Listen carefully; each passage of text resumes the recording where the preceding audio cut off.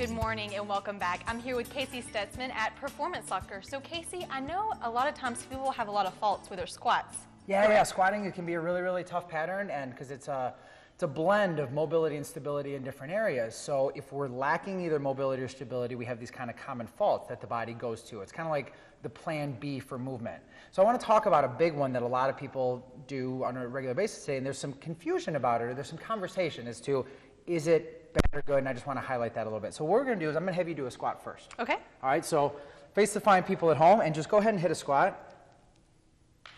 Perfect. Now right from there, go ahead and hold to the bottom of that for a second. What we're looking at here is the foot position. So come on up. We see a lot of times that people will adopt this kind of toe out position before we load down and go down into the squats. And there's a lot of conversation. Is that okay? Is it not okay?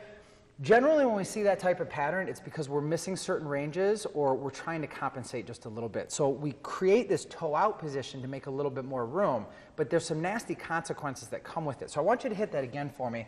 Now notice when we address the toe out here and you sink down, first of all, what do you feel in the knees? I'm feeling it. I'm pushing forward. And crinkly, crackly, popply? Everything's popping. Notice how the knees are tracking inside. So this is not a great position. Go ahead and stand up. This is the equivalent of being that knock-knee position here at the top. So we lose a lot of stability in knees, and we put a lot of torque and rotary force in there. So when the knee's collapsing in, it's very unsupported in that position. The other thing that happens, you want to kick your shoes off for me real quick? Definitely. So from here, I'm going to have you go ahead and hit that squat again with the feet turned out. And you'll notice right there, again, we still have that knee dropping in, but notice how we're coming on the inside of the foot. So come on up. We have this beautiful leaf spring structure in the arch of the foot. The second we turn the foot out, we collapse that whole thing, and now we're putting a lot of undue stress on the foot, and especially on the ankle, and we're gumming that up a lot too. Now if you flip around for me, and we go into that one more time, we'll also look at what happens here at the heel cord. Instead of being, now straighten out this toe for me, in this vertical aligned position, we torque this way, so now we have that shearing and rotary force as that ankle wants to drop in and come on up. So we put a lot of stress on the ankle, we put a lot of stress on the heel cord, we put a ton of stress on the knee as we're going down through there, and it probably doesn't feel great. So how do we fix it? So what we're going to try and do is first we're going to make sure the toes stay forward. So we call this our combat stance. Okay. Ready for battle at all times. So we're going to keep the toes forward, and I want you to think about putting a little bit of tension on your backside, a little bit of tension in the trunk, and then screw the feet into the ground. So your right foot is turning clockwise and your left foot is turning counterclockwise.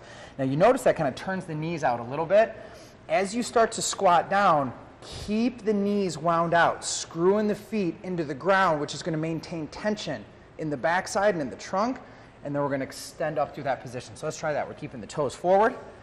It's going to feel a little different. Now when you screw the feet in, there you go. Now Slightly keep turn. those screwed in. I know, that's all right. Come on back up. So if we lost the feet a little bit, let's widen just a little bit on the stance. Keep those feet set right there. Screw in, but keep the feet set. Push the knees out. Wait, I didn't hear any cracking. No cracking. Come on up. Oh, how'd that feel? So much better. So much better. Yeah, so no notice pops. that cracking, that popping, all that stress on the knee, boom, instantly gone. Now that's going to take a little bit of work. We've gotten used to doing it with that toe out position, so it's going to take some time. So for now, we're just going to focus on body weight.